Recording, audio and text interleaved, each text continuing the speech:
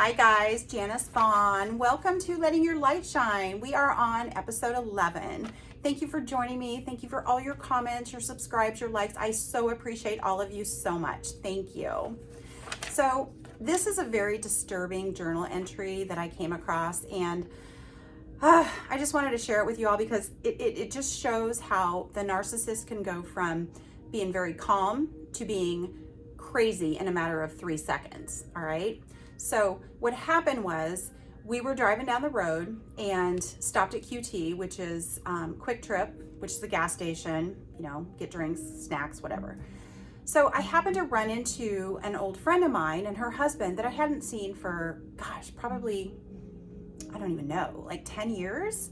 So I had noticed their car in the parking lot, and I was so excited because they have a wrap around their car because they're in a professional industry. So I was like, oh my gosh, I know them. I was so excited.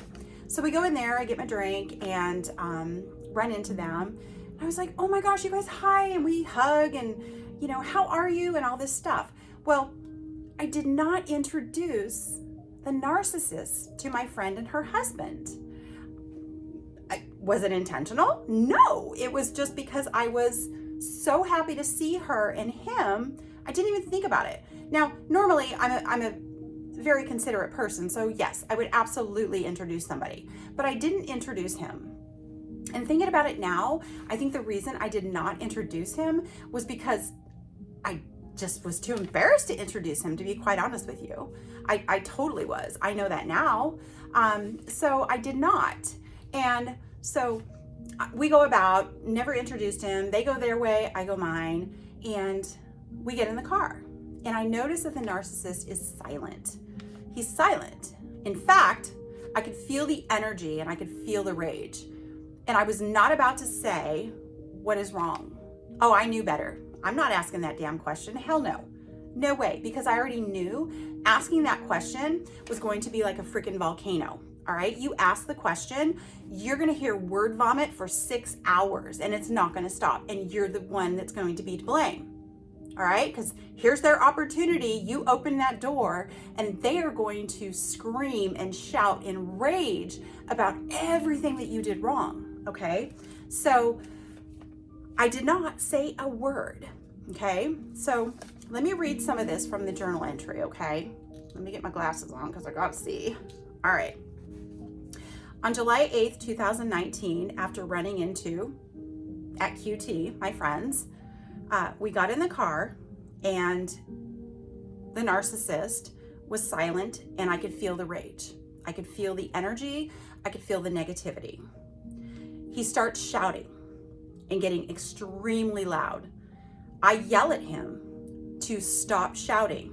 And I yelled this. I do remember this, okay? I'm not a yeller, never have been. But I remember vividly shouting, stop shouting at me.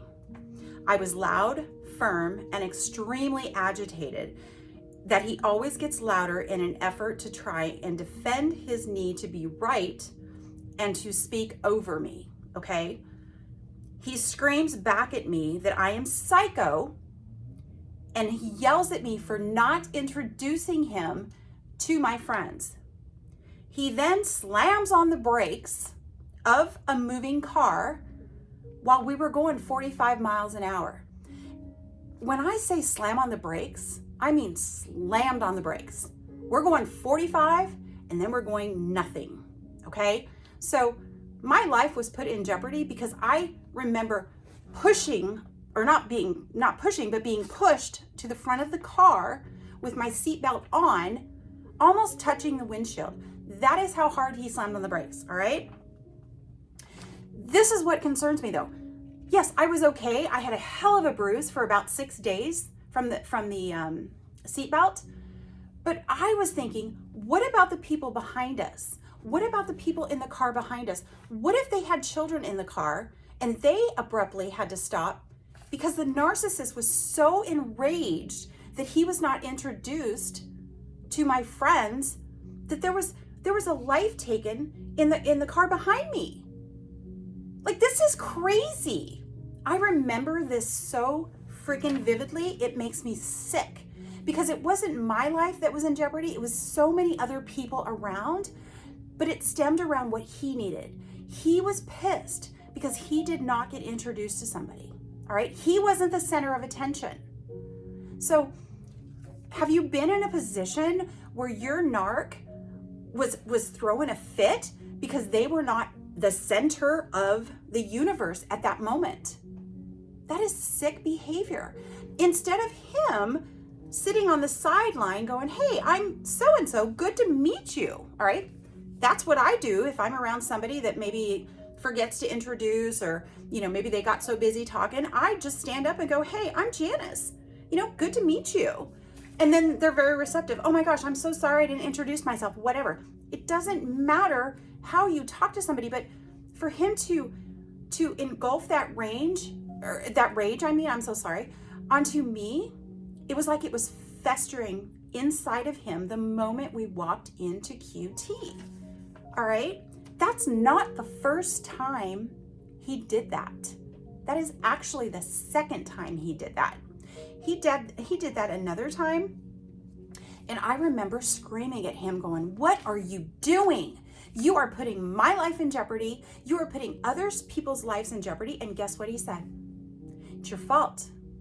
If you would not have pissed me off and made me slam on the brakes, we would not be in this position. Seriously, dude? Really? This is just crazy to me. Talking about this, yes, it's very healing, but I want you guys to understand this behavior is crazy. He will never admit that he ever did that. In fact, for months on end, I remember saying to him, why would you ever do that? All right? Ask yourself that.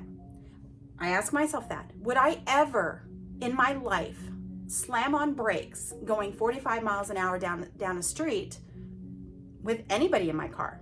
Absolutely not. There is no way in hell I would do that.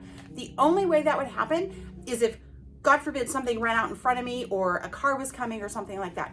There was no car coming. This was pure rage, pure hate, and pure evil. But he did it. And he did it, and my life was in danger at that moment. And I said to myself, I will never get into a car with this man again. Ever. But you know what? Got in a car with him again. I did. Why? Because he manipulated me and he said, I'm sorry. It was an accident. I didn't mean to do it. I am so sorry. The whole love bombing cycle bullshit. It has got to stop. These people don't know how to control their anger. They don't know how to control their rage, and they take it out on us. All because I did not introduce him to my friends. Okay? Normal person without mental health issues would have said, hey, it was a little bit hurtful that, you didn't introduce me to your friends back there. And I would have looked at him and said, oh my gosh, you are so right. You know what? I apologize. You know what? You're right. Thank you for calling me out on that. I do apologize. But he didn't do that. What he did was he took my life in his hands and he threw me almost into the windshield of my car and potentially harmed other people behind us. That's insane behavior. It is truly crazy. So that memory right there, that brought up a lot of shit for me right now. I just want you to know. I go on to say, who does that shit? Okay. I am tired of the abuse and I will not get in a car with him again. Either he gets help for his anger management or he leaves his marriage and gets the F out. I am not his punching bag for 1 second longer. He is sick. He needs help. But I stayed again. Even though my life was in danger, I stayed. Okay? That is the power of manipulation And I want you guys to understand they will stop at nothing to put you in danger, to self-satisfy themselves and prove that they are right and it's all about them. All right? So that was a hard story to relive, and I had to take a few moments before I started this video earlier just because I wanted to digest. But please know that they will not stop at anything to harm you. They won't. So please protect yourselves, be very cautious, and know that in an instant they can be very calm, and then in a matter of seconds your life can be in danger. So talk about being on guard all the time. That's exactly what it is. And being on guard all the time is very, very stressful. So stayed for a few more years after that, but I'm out now. And look for the signs of the rage and the harm that can come your way.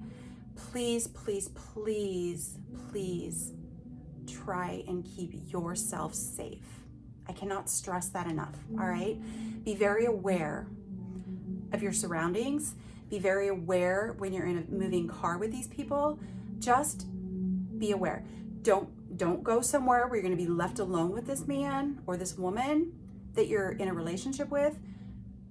Your life is always, always in danger with a narcissist, okay? Protect yourself first and foremost. All right, sending you love and light. We'll talk soon.